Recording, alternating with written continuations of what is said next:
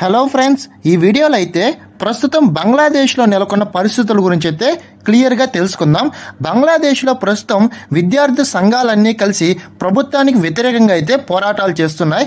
ఎందుకంటే ఒక ప్రత్యేకమైన రిజర్వేషన్ ప్రభుత్వం మళ్ళీ స్టార్ట్ చేయడం వల్ల విద్యార్థి సంఘాలు విద్యార్థులు దాని మీద మండిపడి ప్రభుత్వానికి వ్యతిరేకంగా అయితే చాలా ఉద్యమాలు చేస్తున్నారు.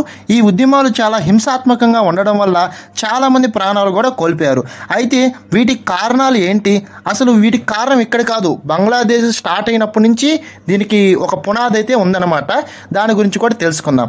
దీని గురించి తెలుసుకోవడానికి ముందు మనం బంగ్లాదేశ్ గురించి కొంచెం అయితే హిస్టరీ అయితే తెలుసుకోవాలి. మనకు తెలుసు, మన దేశానికి స్వాతంత్రం రాకముందు మనము బంగ్లాదేశీయులు నెక్స్ట్ పాకిస్తాన్ వాళ్ళు మనందరం కలిసి ఒకే ఇండియా లాగైతే ఉన్నామన్నమాట. స్వాతంత్రం వచ్చిన తర్వాత మనం భారతదేశంలో ఉంటే పాకిస్తాన్ వాళ్ళు బంగ్లాదేశ్ వాళ్ళు సపరేట్ కంట్రీగా అయితే ఉన్నారు. ఒకప్పుడు ఇప్పుడు ఉన్న పాకిస్తాన్ని వెస్ట్ పాకిస్తాన్ అనేవాళ్ళు, ఇప్పుడు ఉన్న బంగ్లాదేశ్ని ఈస్ట్ పాకిస్తాన్ అనేవాళ్ళు అనమాట. రెండిట్లో ముస్లిం పాపులేషన్ ఎక్కువగా ఉంటుంది. బట్ పాకిస్తాన్ ముస్లిమ్స్కి బంగ్లాదేశ్ ముస్లిమ్స్కి చాలా తేడా ఉందన్నమాట. పాకిస్తాన్ ముస్లిమ్స్ యొక్క ఆచారాలు వ్యవహారాలు భాష వేరుగా ఉంటాయి. అదేవిధంగా బంగ్లాదేశీ ముస్లిమ్స్ యొక్క ఆచారాలు భాష వ్యవహారాలు వేరేగా ఉంటాయి అన్నమాట. అందువల్ల ఇక్కడైతే కొంచెం వ్యత్యాసం అయితే కనపడేది. ఇంకొక విషయం ఏంటంటే, ఎప్పుడు పాకిస్తాన్ ముస్లిమ్స్ బంగ్లాదేశ్ ముస్లిమ్స్ మీద పెత్తనం అయితే చలాయించేవాళ్ళు. అంటే ఎగ్జాంపుల్ చెప్పాలంటే అంతా వాళ్ళే డామినేషన్ ఉండేది అనమాట. వీళ్ళనైతే అణిచివేసినట్టు ఉండేదన్నమాట. సో వీళ్ళకి ఎక్కడైతే మెయిన్ కోపం వచ్చిందంటే బంగ్లాదేశ్ వాళ్ళకి భాష మీద ఎక్కువ ప్రేమ అనమాట. వాళ్ళు మాట్లాడే బెంగాలీ భాష మీద ఎక్కువ ప్రేమ. ఇక్కడ పాకిస్తాన్లో ఉండే వాళ్ళు ఏంటంటే ఉర్దూ ఎక్కువ మాట్లాడతారు. సో ఆ ఉర్దూని ఈ బంగ్లాదేశ్లో ఉన్న బెంగాలీల మీద అయితే రుద్దడం మొదలుపెట్టారు. దీని ద్వారా కొన్ని ఉద్యమాలు అయితే మొదలుపెట్టారు.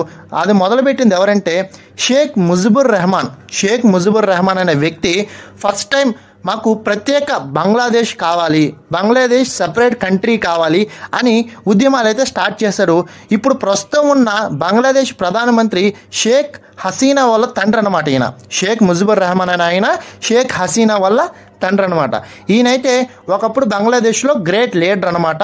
ఆయనే మన భారతదేశం యొక్క అప్పుడు ప్రధానమంత్రిగా ఉన్న ఇందిరాగాంధీ యొక్క సహాయం తీసుకొని, భారతదేశం యొక్క మిలిటరీ సహాయం తీసుకొని పాకిస్తాన్కి వ్యతిరేకంగా పోరాడి ప్రత్యేక దేశంగా అయితే బంగ్లాదేశ్ ఏర్పడడానికి కారకుడయ్యాడు. సో దాని తర్వాత బంగ్లాదేశ్ ప్రభుత్వంలో ఈయన కూడా పరిపాలించాడనమాట. ఇలా అయితే ఇప్పుడు ఉన్న రిజర్వేషన్కి అప్పుడు జరిగిన దానికి సంబంధం ఏంటో అనుకుంటున్నారా? అయితే ఇక్కడే ఉంది చూడండి. ఒకప్పుడు ప్రత్యేకంగా బంగ్లాదేశ్ రావడానికి చాలామంది అయితే పోరాడారు. చాలామంది ప్రాణాలు అర్పించారు. చాలామంది సైనికులు దాంట్లో ఇన్వాల్వ్ అయ్యారు.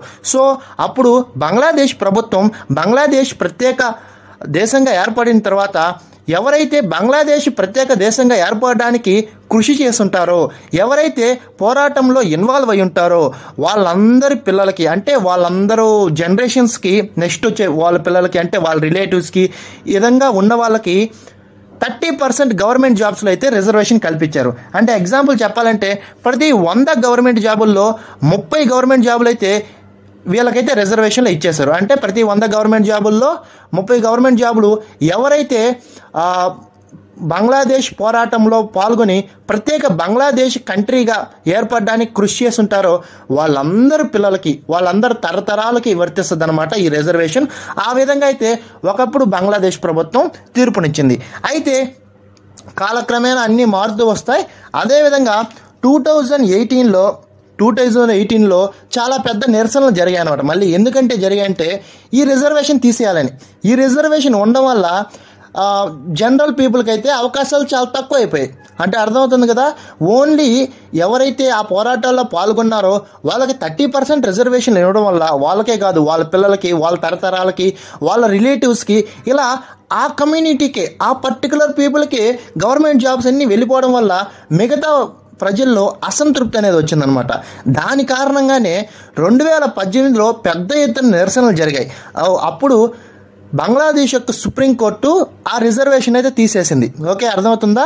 2018లో జరిగిన నిరసనలకు బంగ్లాదేశ్ సుప్రీంకోర్టు ఆ పర్టికులర్ రిజర్వేషన్ 30% రిజర్వేషన్ ఏదైతే ఉందో అదైతే తీసేసింది అనమాట. నెక్స్ట్ ఇప్పుడు ప్రస్తుతం బంగ్లాదేశ్ని పరిపాలిస్తున్న ప్రధానమంత్రి కానివ్వచ్చు, ఆమె షేక్ హసీనా అనమాట. ఈమె గత 2009 నుంచి కూడా బంగ్లాదేశ్ని ఏకగ్రీవంగా అయితే గెలుచుకుంటూ పరిపాలిస్తుంది. ఆమెకి పర్ఫెక్ట్ అపోజిషన్ కూడా ఇప్పుడు ప్రస్తుతం లేదనమాట.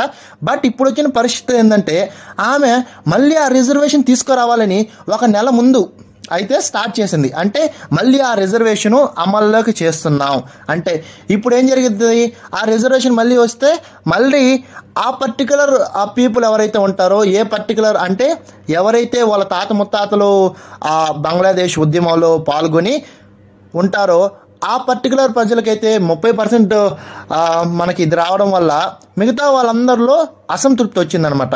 సో ఇలాంటి ఉద్యమం మొదలవ్వడానికి మనకు తెలుసు కదా, పెద్ద పెద్ద ఉద్యమాలు స్టూడెంట్స్ ద్వారానే మొదలవుతాయి. ఇలాగే ఈ ఉద్యమం కూడా ఒక యూనివర్సిటీలో అయితే మొదలైందనమాట. ఇలా ఒక యూనివర్సిటీలో మొదలైన ఉద్యమం అలాగలాగా బంగ్లాదేశ్లో ఉన్న ప్రతి యూనివర్సిటీకి పాకిందనమాట. ఈ విధంగా అయితే గత కొన్ని రోజులుగా బంగ్లాదేశ్లో విద్యార్థులు బీభత్సంగా అయితే గవర్నమెంట్ సంస్థల మీద పడి వాటిని తగలబెట్టి వాళ్ళ నిరసన అయితే చేస్తున్నారు. సో ఇందుకు ప్రభుత్వం ఇంకా స్పందించింది. బట్ నెక్స్ట్ ఫర్దర్గా ఏ స్టెప్ తీసుకుంటారో చూడాలి. ఇప్పుడు బంగ్లాదేశ్ ప్రభుత్వం ముందు పెద్ద సవాల్ అయితే ఉందన్నమాట. ఇక్కడ చూసినట్లయితే మన దేశానికి చెందిన సుమారు 5,000 మంది స్టూడెంట్స్ అయితే బంగ్లాదేశ్లో చదువుతున్నారు. మోస్ట్లీ మన దేశం చెందిన వాళ్ళందరూ అక్కడ మెడిసిన్ చేస్తున్నారు అనమాట. ఇందులో సుమారు 1,000 మంది వరకు వచ్చేసారు. 700 మంది వరకు సుమారు ఈ బార్డర్ ద్వారా వచ్చేసారనమాట, బార్డర్ క్రాస్ అయ్యేలాగా. మిగతా 300 మంది విమానం ద్వారా అయితే వచ్చేసారు. మిగతా 4,000 మందిని కూడా మన విదేశాంగ శాఖ వాళ్ళు అక్కడ పరిరక్షిస్తున్నారన్నమాట, వాళ్ళకి ఎటువంటి ఇబ్బంది కలగకుండా. ఇప్పటి వరకు చూసినట్లయితే బంగ్లాదేశ్లో 115 మంది అయితే చనిపోయారు. అధికార లెక్కల ప్రకారం 115 మంది చచ్చిపోయారు. కానీ అన్అఫిషియల్గా 500 మందికి పైగానే చనిపోయి ఉంటారు అనే అంచనా ఉందన్నమాట.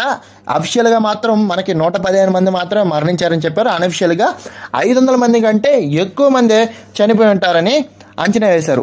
వీళ్ళలో ఎక్కువ మంది పోయిన శుక్రవారమే చనిపోయారనమాట. ఓకే, ఇదనమాట బంగ్లాదేశ్లో ప్రస్తుతం జరగడానికి, అలాంటి రచ్చ జరగడానికి కారణం. దీని మీద మీ ఒపీనియన్ ఏందో చెప్పండి.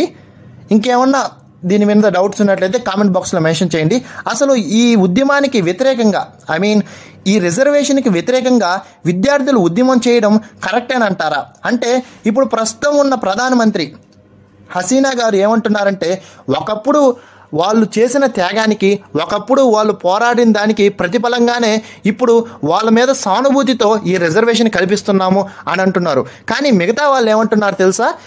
ఈ ముజిబుర్ రెహమాన్ అనే వ్యక్తి స్టార్ట్ చేశాడు కదా ఈ ఉద్యమాన్ని, ఆమె కూతురే కదా ఈ హసీనా గారు. అంటే ఇప్పుడు ఎవరికైతే రిజర్వేషన్ 30% ఇస్తున్నారో ఆ ఇచ్చే వాళ్ళంతా ఆ పార్టీకి సంబంధించిన వాళ్ళు. ఆ ముజిబుర్ రెహమాన్కి, హసీనాకి సంబంధితులే ఎక్కువ మంది ఉన్నారు, వాళ్ళకి చెందిన వాళ్ళే ఎక్కువ మంది ఉన్నారు.